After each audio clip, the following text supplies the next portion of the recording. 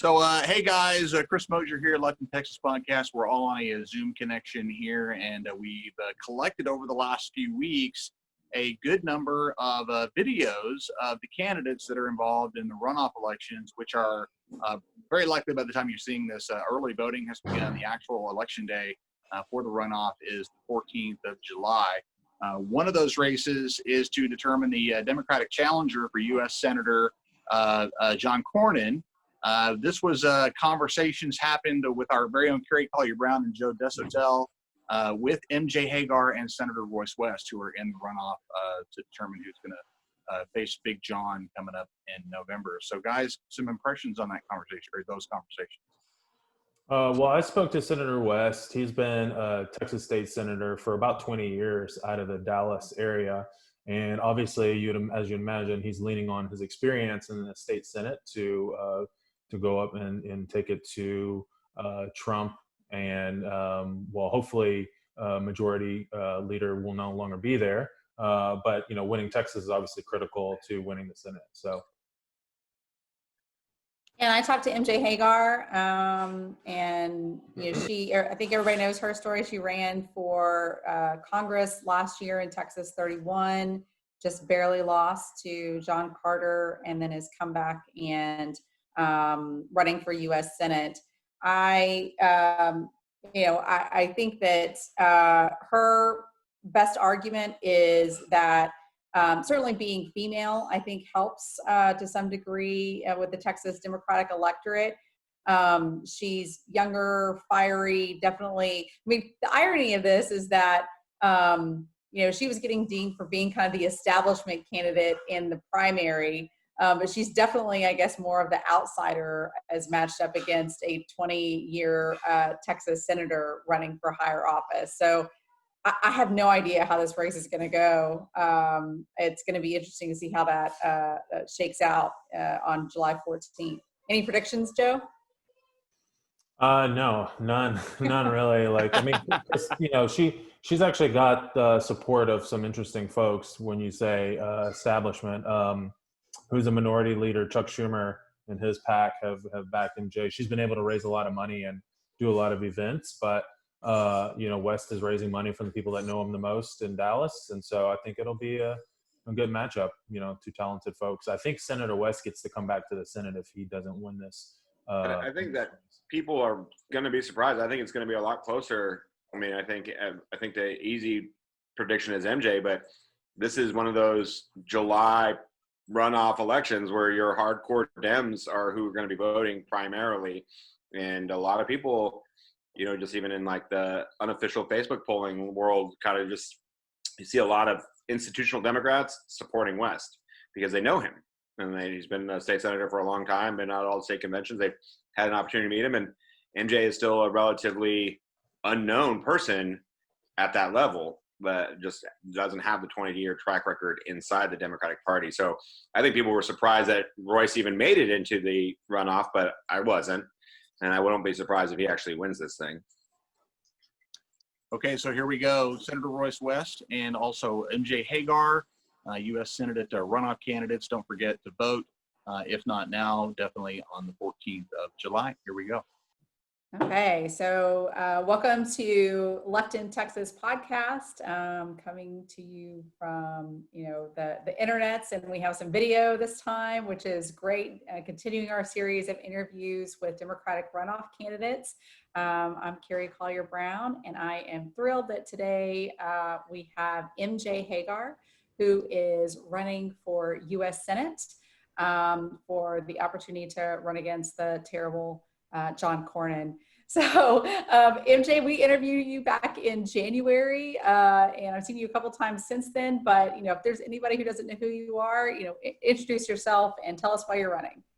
Oh, well, I appreciate that. Yeah. So, I am a Texan. I was raised here in rural Texas, actually. I spent 12 years in the military as the last 7 of which was a combat search and rescue helicopter pilot. Did 3 tours in Afghanistan. Let's see, I went to UT Austin for my undergrad and for my MBA. And I also spent, a lot of people don't know this, spent 5 years working in healthcare and 2 years working in tech after the military. But you know, Carrie, you know that I went to DC there at the tail end of my military career to try to help open 238,000 jobs that were closed to women because they were considered ground combat jobs. And we had women in ground combat, but those jobs were closed to women. It was unconstitutional, it was wrong, and it was hurting our military. So I took the very uncharacteristic move of going to DC as a private citizen, and boy, what I found there really lit a fire in my belly. What I found there, you know, I took an oath when I put on the uniform to support and defend the Constitution against all enemies, foreign and domestic. And what I found there was a domestic threat to our Constitution. So even when I was done with my time in the military, I take that oath very seriously. It's why I'm running now. Things like toxic hyperpartisanship, backroom deals, corporate money influencing things more than the plight of constituents. Politicians that are there, career politicians just serving their ego and their ambition and their resumes instead of their the people that they're supposed to represent that are hurting. But you know, it's more than that, Carrie. One thing that you and I share is I have two small kids. You know, I have two small boys, a 3 and a 5-year-old, and I am ardently passionate about protecting the world that they're growing up into, but also the country that they're inheriting. So I think that we can do better for our kids, and this is me trying to do better. That's awesome. I think it's terrific that you've stepped up not only once to run for office, but, you know, a second time. I'm glad that that running for office didn't deter you. It does not look like it an deter easy me. thing I to pushed do. through it though. Well, I mean, that's actually probably even that's even a better answer, I think, is that you know what I just realized? I'm sorry to interrupt you. That's okay. So I fought to become a pilot, right? I wanted to be a combat pilot more than anything, and it was a difficult journey, and I never let not getting a slot each year deter me. That's why I said I did 12 years in the military and 7 as a pilot, because I did the first 5 as an aircraft maintenance officer, working really long hours on the F-16 and the B-2 stealth bomber. And, you know, I pushed through that also. So I guess it's just in my personality type, but it was actually that experience of running last cycle, which is probably why I'm doing this, because we outperformed all the statewide candidates in the rural half of the district. We have to start performing better in rural Texas if we're going to win statewide.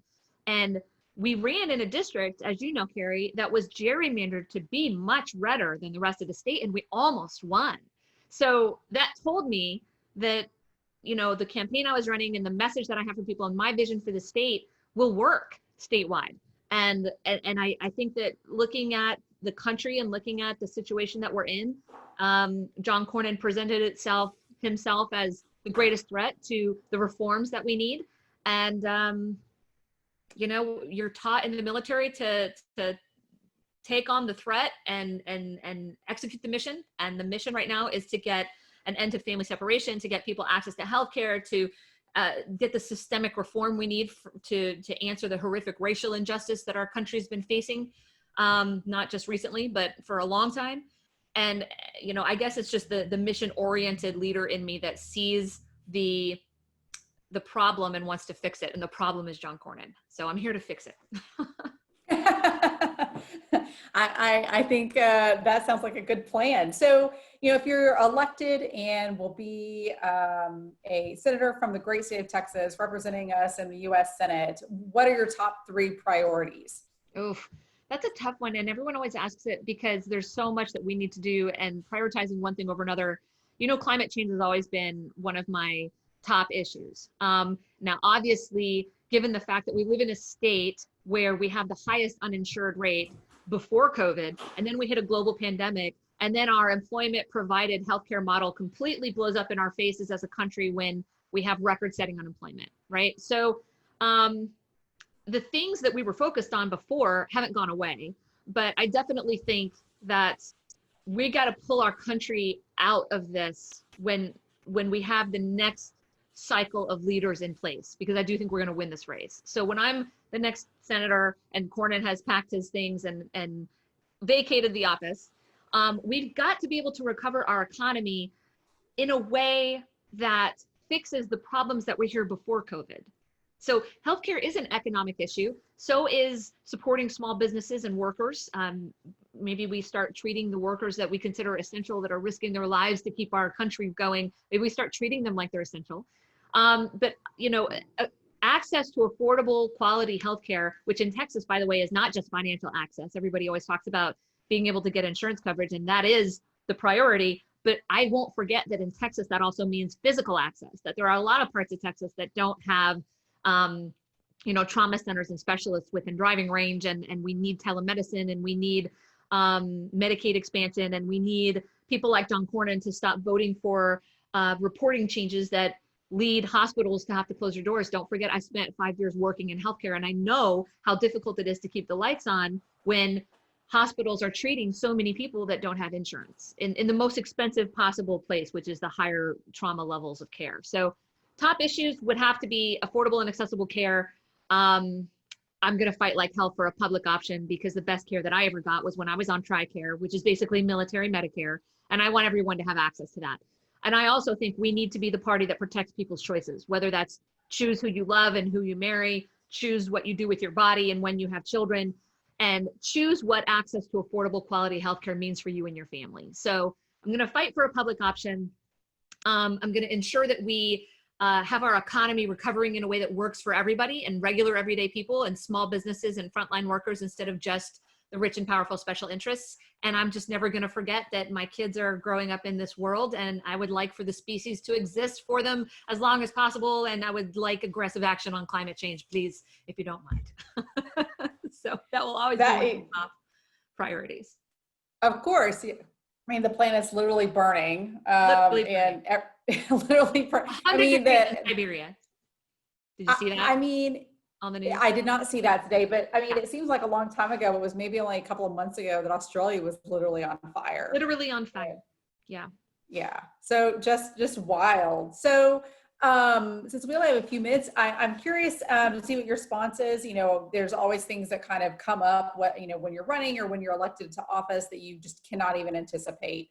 Yeah. So, there've been two huge things that I can think of just in the last couple of months that, I think back to when I saw you in January. I wasn't even on the radar, didn't even contemplate that we would all be in a worldwide pandemic, and Right. that there would be such an uprising against police brutality happening at the same time in this country. So I wanted to get your response to your thoughts to the protests, and maybe what you think should be done to improve, to get police to stop killing Black people. Yeah. I think it's important to acknowledge that it's not a new problem, and to not take the bait in just blaming this administration. This is a long suffered problem that we have to own as a country, and we have to take on from a systemic perspective. And we have to take action before it costs more Black Americans their lives. We need legislative change, but we need culture change as well. I support proposals that are outlined in places like Campaign Zero that include ending for-profit policing practices, ensuring police departments are part of and representative of their communities, and that officers work closely with community members and organizations. This is in addition to the things like banning chokeholds and everything that there's widespread agreement on. I just mean beyond these things, we also need to support leaders that want transparency and reform, not just elected leaders, but police chiefs and just up and down. We just need to start supporting candidates and leaders and police who want transparency and reform, and make sure that we hold accountable those officers who commit brutality and leaders who spread racist rhetoric like John Cornyn. I can tell you one thing that worries me, having served in the military, watching the militarization of our police is something that is greatly concerning, whether that's training and equipment, culture. It's not good for cops. It's not good for civilians. It's an escalation.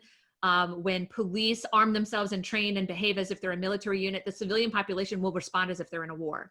And it's not good for either side. So it's wrong. It needs to stop. Police should be viewed as partners in your community to protect and serve. And when you're pointing tear gas in the face of a peaceful protester, it's difficult to have that relationship.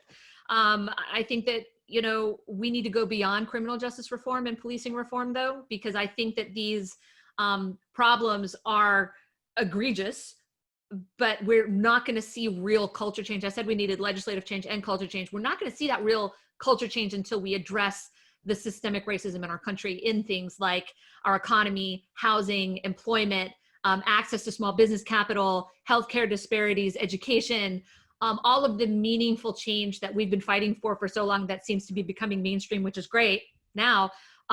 We can't let those things go. We have to keep fighting for those things if we're going to actually see a real change. Yeah, I just had, one more question, which is how has the worldwide pandemic affected how you campaign? Yes. Okay. So, in the military, we are taught not to just overcome obstacles, but if we can take the situation and turn it to an advantage. And luckily, we spent the whole year before COVID really laying the grassroots foundation, the grassroots foundation. We drove tens of thousands of miles all across the state. We met thousands of people. We went everywhere. We hyper-localized everything, thank goodness, before the pandemic, so that now, and we were raising a lot of money and doing it on an average online donation of $23. We have to raise the resources. If we're going to compete against the gun lobby and the private prison industry and big pharma and all the people who have a profit-driven incentive to keep John Cornyn in a position to legislate for their profit margins, right? So we were able to lay that grassroots foundation, and because of that, we have just continued building on our exponential momentum. We just posted our strongest fundraising quarter to date. This quarter is on pace to beat it. We are reaching thousands of people through our virtual road trip. We're virtually traveling now all over the state and still hyper localizing things geographically. And this way, we're meeting a lot of undecided voters and people that are open to hearing why they should vote for a Democrat, some of them for the first time. People that probably would not have come to an in-person campaign rally, right? So it's actually enabled us to try to employ new tactics and new techniques to hit a giant state like Texas, and we've done nothing but build momentum. So I'm very optimistic that we are going to take down John Cornyn, deliver 38 electoral votes to Joe Biden, and there's no mathematical feasible path to victory for Trump if he loses Texas and California combined. So it's a big responsibility on the shoulders of the person who's running the statewide campaign to coordinate with down ballot candidates and lift people up like that. And I'll do that right now. People like Kayla Alex and Kiki Williams and Gina Ortiz-Jones and those people. So please seek out your local candidates and lift up those down ballot candidates as well. Fantastic. Well, tell people where they can find more information about you and how they can volunteer and how they can sign up for any of your virtual events. Yes, thank you so much, because we have an amazing digital organizing team that are, I'm getting so much great feedback on how effective and friendly and happy and camaraderie and positive and optimistic all of our digital campaigning has been. It's been a great experience for folks. They can go on to the website mjfortexas.com and click on Get Involved, take part in our digital organizing boot camp. And, we can beat this guy if everybody stands together. He's got a 37% approval rating, but a large part of the electorate is still undecided. And that's on us to grab those people and bring them over. So very exciting. So I appreciate it. Senator West, you've been serving Dallas in the Texas Senate since 1992. Now you're running. 93. Oh, right. Of course, 93. Elected in 92. How about you just give us a little bit of your elevator pitch? What have you been telling folks about yourself around the state? Well, when you begin looking at the two candidates in this particular race, you've got to figure out who has been endorsed by mostly Texans, okay? And who's the true Democrat in this race? Who has the experience? When you begin to look at that, and if it makes any difference to you, I'm that person. The fact is, I've been serving in the state Senate. This is my 27th year. I've dealt with issues concerning healthcare, women's rights. Ask Wendy Davis and Cecile Richards, what's my record on those issues? I've dealt with issues concerning immigration, criminal justice, where we are right now. The fact is that I was the legislator that put in place the dash cameras in police cars as well as body cameras in police cars. And you know what that has meant as it relates to transparency. And I think that's important right now. When you begin to look at the issues concerning Black Lives Matter. Who has consistently said that between these two candidates? Royce West has. Who's lived that experience? Royce West has. Who understands it? I'm sensitive to it, and I understand it. I've done things in order to try to improve the plight, not only of African Americans, but also other people in this state. So when you think about, again, the persons that have endorsed you, look at the people that have endorsed me. Somebody by the name of Joe Desatel has endorsed me. State Representative Joe Desatel. That sounds familiar. That sounds familiar, exactly. As well as 49 of the 68 House members have endorsed my candidacy for the United States Senate. That should tell you something. The chair of the Democratic caucus has endorsed my candidacy. When you begin to look at other statewide, look at the senators. All of the senators have endorsed my candidacy. That includes myself, okay? And then when you begin to think about the congressional delegation, Al Green, Sylvia Garcia, just to name a couple, Eddie Bernice Johnson, Mark Vesey, all endorsed my candidacy. Sylvester Turner, mayor of the great city of Houston. And then when you think about James Payne over in Beaumont has endorsed my candidacy. And there's a lot of other persons in Beaumont and also in Jefferson County, Port Arthur, have endorsed the candidacy of Royce West. And so from that vantage point, the question becomes, if Royce, is able to bring together the Latino community, the African American community, the Anglo community, the youth community, it seems as though that would be the person in the state of Texas that can energize the base in order to get things done. And so I can do that. And I will do that because we did it in Dallas. We can do it across the state of Texas. Yes, sir. I mean, and the timing of right now, given the issues with policing and your background, that seems like the timing is perfect for you as a candidate. And so when you look at the way COVID has changed everything, including campaigning, how are you able to spread your message outside of your district and to people to know who you are and what you've done for the last 20 years? Well, what we've done, we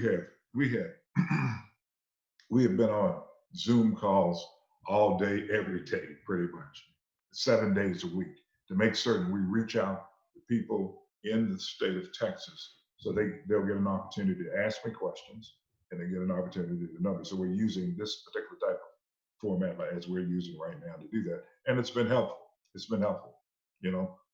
Hopefully we will be able to get out and about, but again, we're looking at some peaks in this COVID coming right around the corner. So we'll do everything we can using this particular format to get out. Plus we'll do mailers, we'll do a digital media plan and social media plan. Mm-hmm. So what do you think now with all the calls, there are calls to defund the police, calls to reallocate resources. What do you think U.S. Congress should be doing right now if you were in the Senate? What would you be proposing to take that work that you did in Texas to a national scale? Contrary to Senator Scott, who was on the Republican side, the only African American on the Republican side leading this charge, right? Okay. All right, you understand that. And so from that vantage point, good man, what I would do differently though, I wouldn't sit up and say that there's no way that we can have a standard law in this country in terms of when a police officer can use deadly force. What he says is there's too many different scenarios, but thank goodness that we have the time right now to look at all those different scenarios and put in place a law. It makes no sense, Joe, where you had 50 different laws that talk about when a police officer can use deadly force. It should be one standard law in this country, and we should make certain that states adopt that law. And when they adopt the law, they'll have to adopt consistent policy in terms of when deadly force can in fact be used. And then when they do that, they'll have to have consistent training of police officers throughout this entire country to know when they can and when they shouldn't use deadly force. As an example, now I don't know what you saw, but I can tell you what I saw in Atlanta, that he did not warrant being killed. He did not represent a threat to police or anyone in that Wendy's parking lot. He should not have ended up dead. That's a fact. And so it should have been an instance where you had de-escalation If he decided to run away, where was he going to run to? They had his driver's license. They had his keys. They knew exactly who he was. So he didn't have to die out there. And so that type of scenario, okay, should have been covered by the policies, the laws, and the training that officer received. And if it wasn't, then Lord help us all. It's opening season in terms of African Americans. So don't tell me we can't have a standardized definition of law in this country. That's one thing. Number two, we've got to look at qualified immunity. You as well as I know that if you don't hit people in the pocket, you don't get their attention. And so we've got to make certain that we do that. We come up with something that's going to be reasonable in that particular area. I'm looking at what Colorado did here this past week to see exactly they decided to deal with something on qualified immunity. I want to see what they did. The Fourth Circuit of Appeals just put a case. It was Jones versus Martinberg in West Virginia. They declined to give summary judgment on a issue concerning qualified immunity, and I want to see exactly what that opinion stands for also. And so, as we have this discussion about these policies and reforms, we want, Donald Trump is starting to weaponize this term defund. How do you think we should actually communicate to our folks who are open to a message, people across America who are open to a message about reforms? We're starting to get caught up over a term, but how should we be messaging this? I think the way we should be messaging is that we should look at reallocating funds from the police department. The fact is, I think David Brown, who used to be the chief here in Dallas, said it best. We're asking police officers to do too much now. Agreed. We're asking them to be truant officers. We're asking them to be mental health officers, et cetera, et cetera, et cetera. We need to make certain we define the core function of the police department. And to the extent there are other issues that need to be addressed out there, give those other persons. There are a lot of social issues, mental issues that would be better handled by persons with expertise in those particular areas, not by police officers. I totally agree. And so now, as people start to go vote now in this primary, we're still in the middle of this pandemic. Numbers are going up in urban areas around Texas. How do we get people to take COVID seriously, but also take going out and voting seriously, given that we don't get to vote by mail? Well, I mean, the fact in terms of COVID, the numbers are real. We see them continuing to go up each and every day. We see that we continue to have more and more deaths each and every day.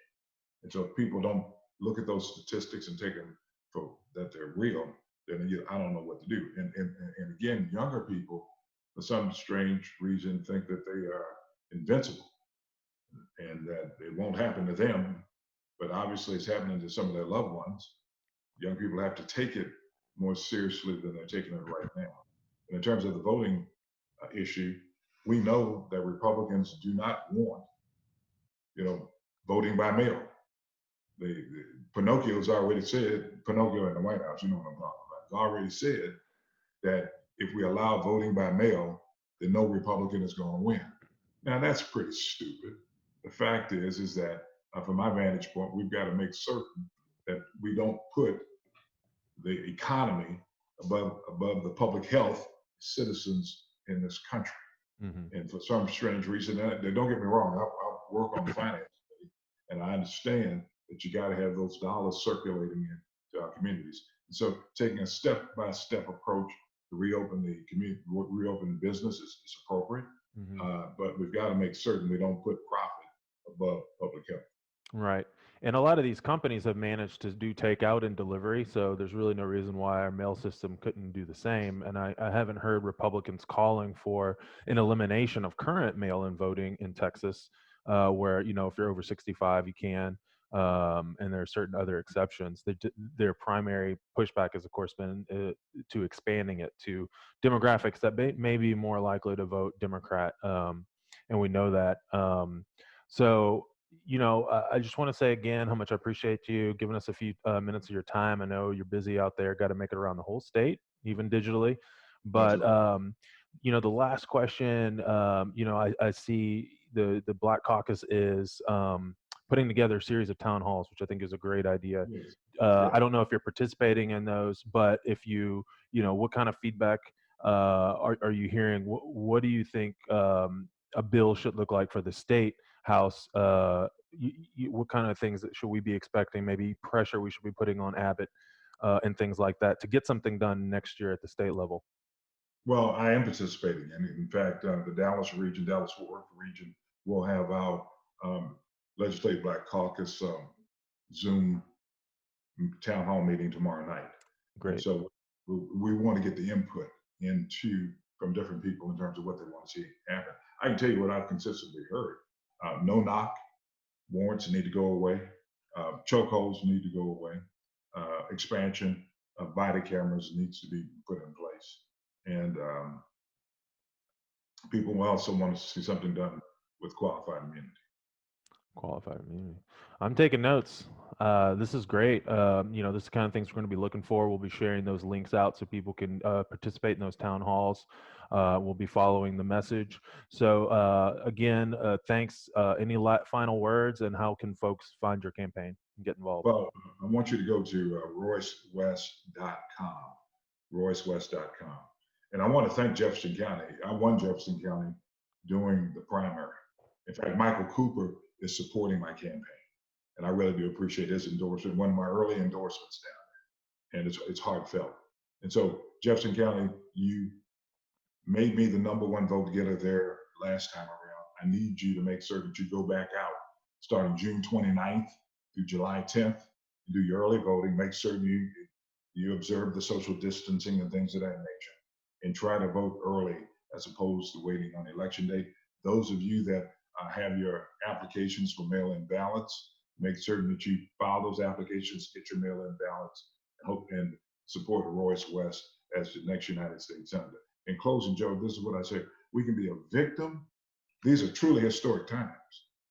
We can be another victim of history, or we can make history. And it's our turn now to make history in terms of the next United States Senator, and also to make certain that we get the reform that we want, given the coalition that we've brought together. So I appreciate this opportunity and look forward to seeing you soon. Yes, sir. Thank you, and good luck. Take care. Take care.